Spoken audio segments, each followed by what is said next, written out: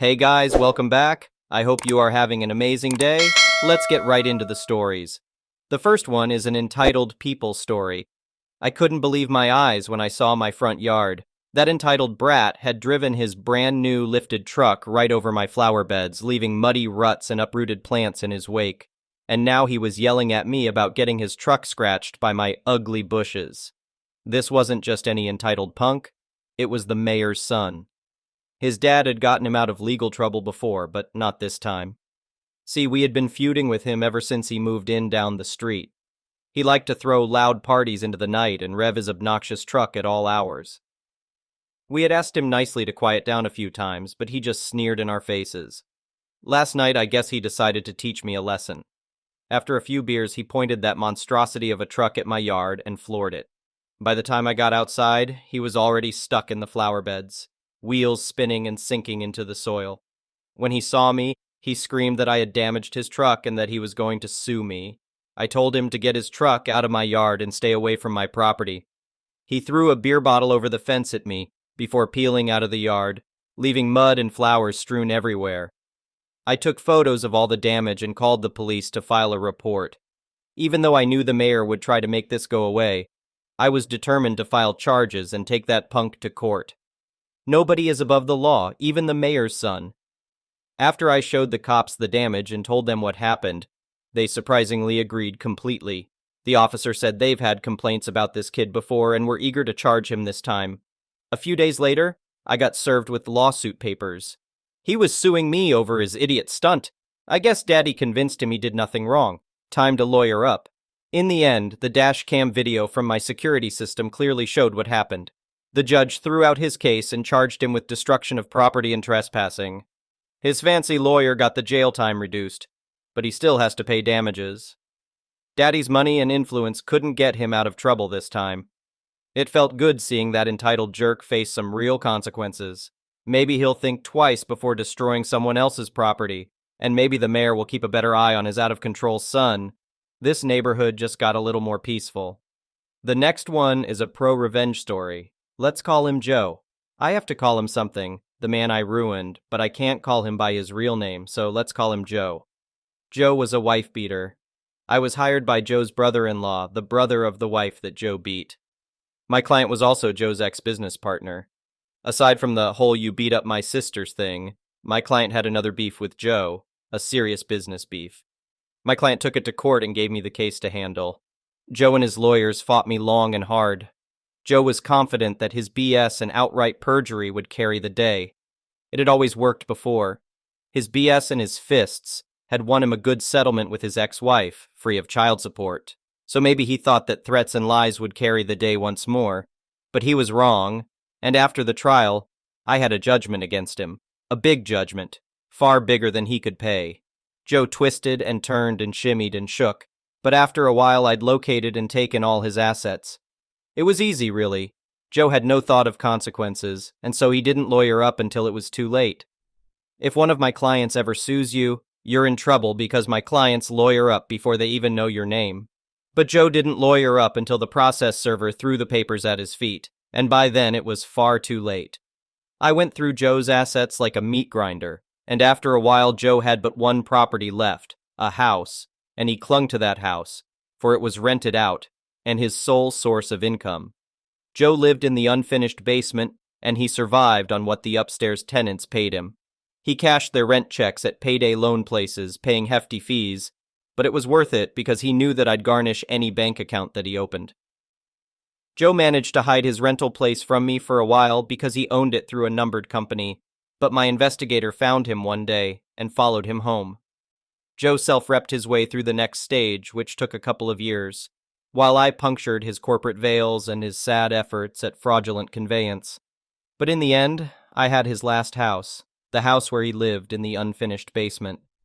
Joe stepped out one day to get a pack of cigarettes, and when he came back, the sheriff had changed the locks. "Can my client at least live in the basement?" Joe's lawyer said to me, pro bono, because by this point, Joe had nothing to pay lawyers. I knew the pro bono guy. He practiced law nearby. As I was talking to him, I could see the pro bono guy's office window across the parking lot from my office tower window. Ask the purchaser, I said. It's out of my hands, and it was. I told Joe's lawyer that the new owner, a nominee, one of my client's employees, wouldn't let him back into his crappy basement apartment. Joe, a man who had owned this and that here and there and all over town, had just lost the last thing he owned on earth, except for his truck. He still had his truck left.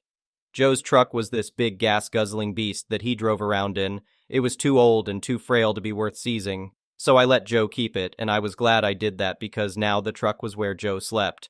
Until he made a mistake and lost his truck too. He lost his truck the day I got a phone call from the tenants at the house that Joe used to own.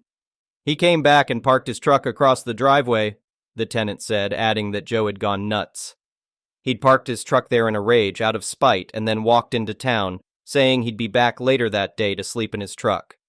Can you get around the truck? I asked. The tenant could not. The driveway was blocked.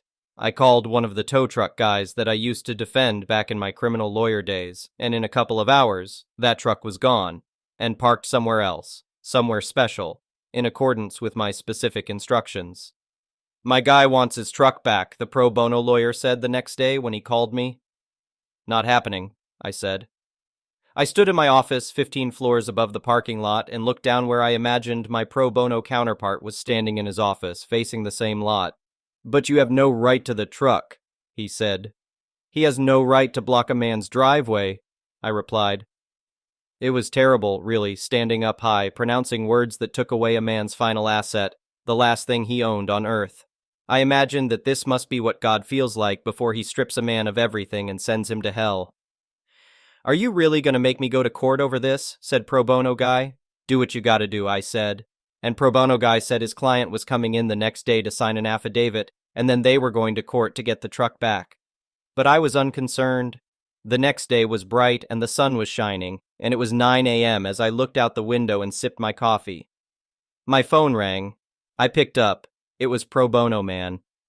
Why didn't you tell me that Joe's truck was parked right outside my office? His voice was tight, and I could tell that he must have been shaking with anger. Is that so? I said, staring out at Joe's truck parked 15 stories below me. How careless of my bailiff to leave the truck where your client could easily take it back. I really must speak to him. Very funny, my client's going to sue. No, he isn't. He's going to get in that truck and drive away right now. I told my tow guy to fill up the tank and he gave it an oil change too, gratis. Tell your client to get in his truck and drive off, and that if I ever see that truck again, I'll seize it, to satisfy the rest of my client's judgment. Pro Bono Guy tried to argue, but I was firm. Then I put the phone down and picked up my coffee. A few minutes later, Joe walked out of his lawyer's office and over to his truck. As he walked, I saw that there was no longer a bounce to his step. The joy had gone out of him.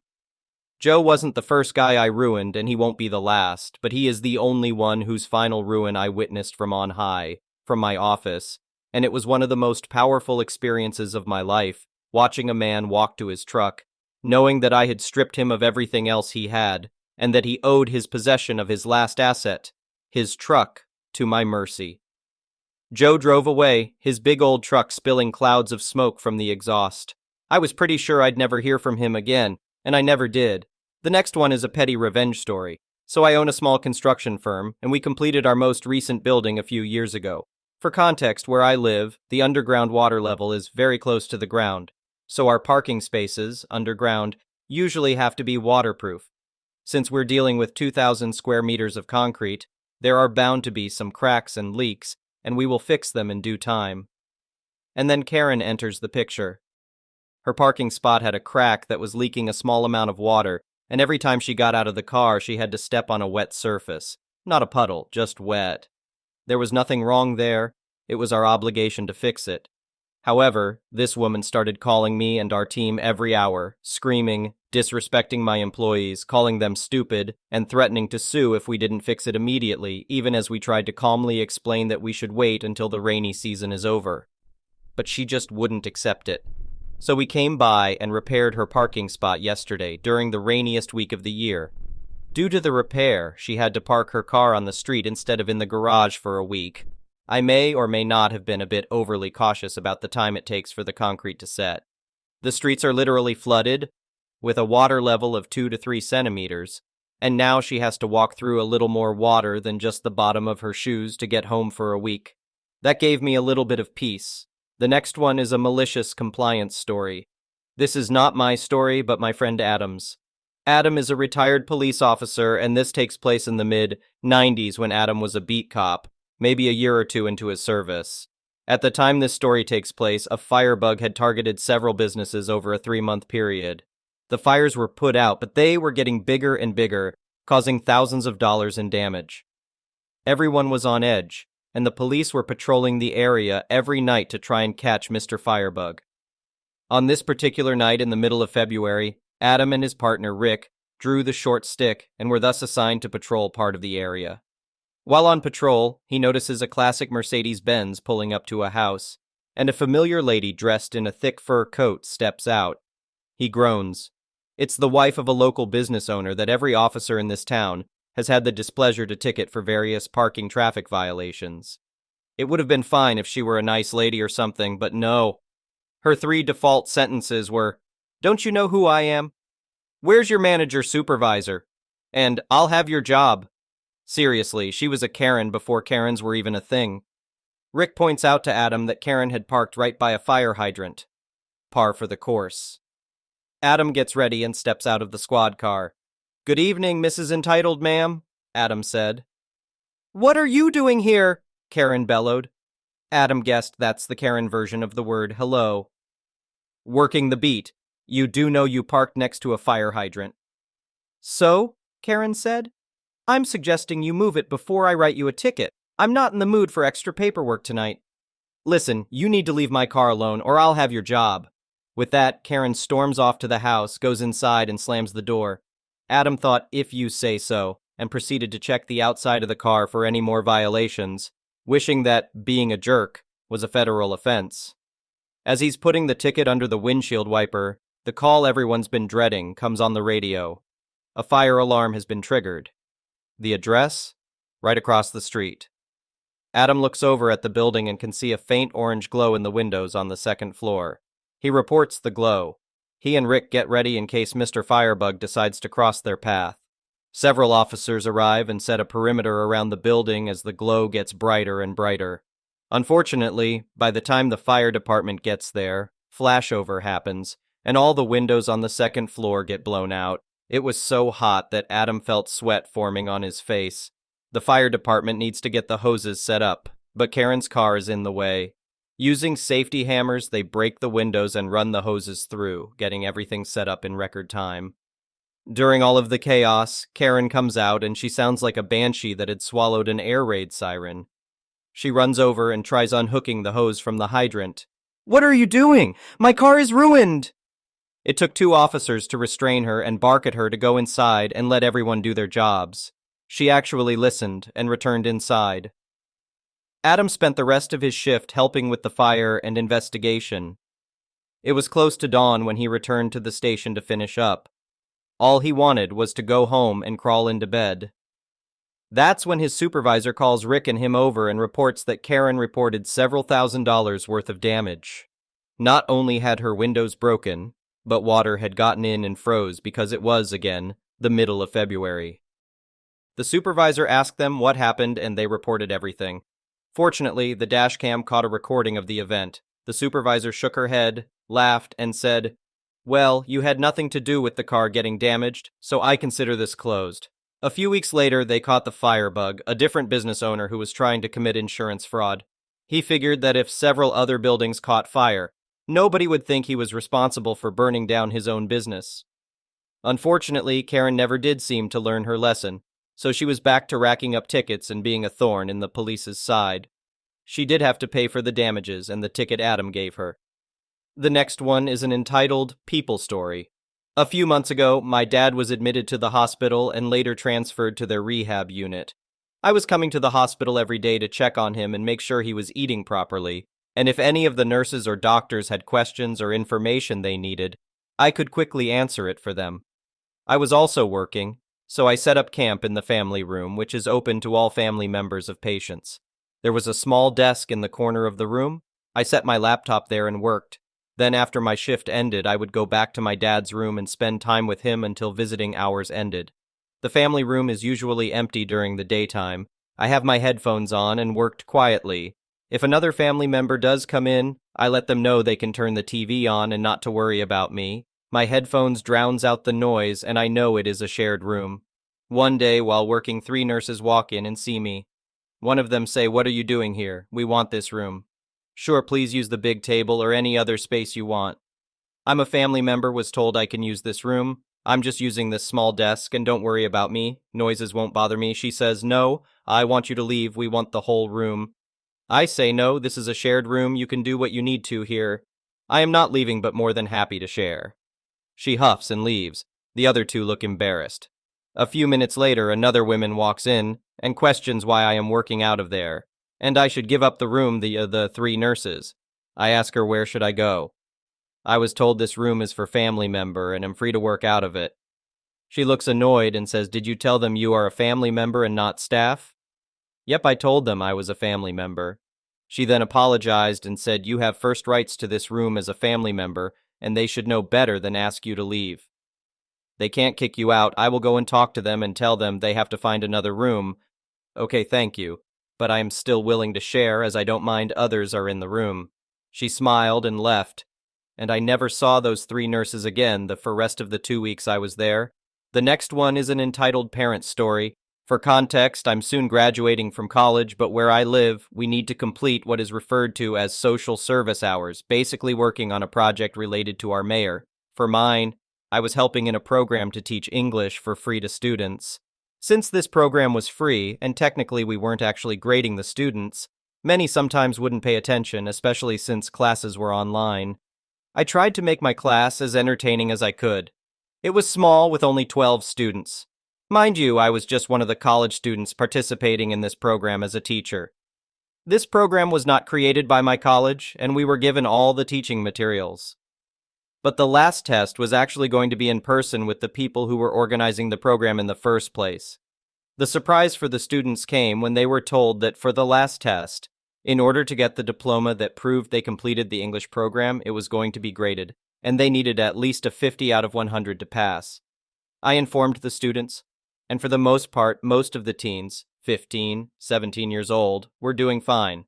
We had been working together for about 16 weeks by now, but out of my class of 12, there was this student we had some difficulties with. Let's call him Mike. He's not a bad kid, but from the beginning, he made it clear that he didn't want to learn English. He wanted to learn French. Later on, after what happened with his mother, I even learned that at one point, he almost got a scholarship to study in a school that teaches French as a second language. But his mom sent him to a smaller school that is well known for teaching English, and he was struggling, so that's why he was in these classes. After the announcement that the last test was going to be graded, I told the class that if they would like, we could do some extra sessions. Now this was something extra I offered, not from the program, mostly because I had the free time and the fact that they were going to be graded for the program. Out of 12, 11 joined the extra classes. I guess you might have an idea by now who didn't join. By now we are 2 weeks away from that final test, when I first started getting contacted by Mike's mom, Karen. At first, she seemed like a concerned mom, but the mask soon slipped. By now, the extra classes I had given had stopped because I no longer had that extra time due to my job. I told her as such, and she went nuts, saying how I needed to find the time and teach her son. All of this over the phone. Yes, since the classes were online, the parents had my phone number because we communicated through WhatsApp. I tried being reasonable and said that if they could come up with the topics he needed help with, I'll try to help him, and also with the condition that there was a parent present. I didn't want any misunderstandings or someone thinking we didn't study. Fast forward to the extra classes. Mike would connect, and his aunt was always in the background, but he was trying to fit almost 16 weeks worth of lessons in less than 2 weeks. By the time it was 1 week before the exam, I started receiving calls from Karen.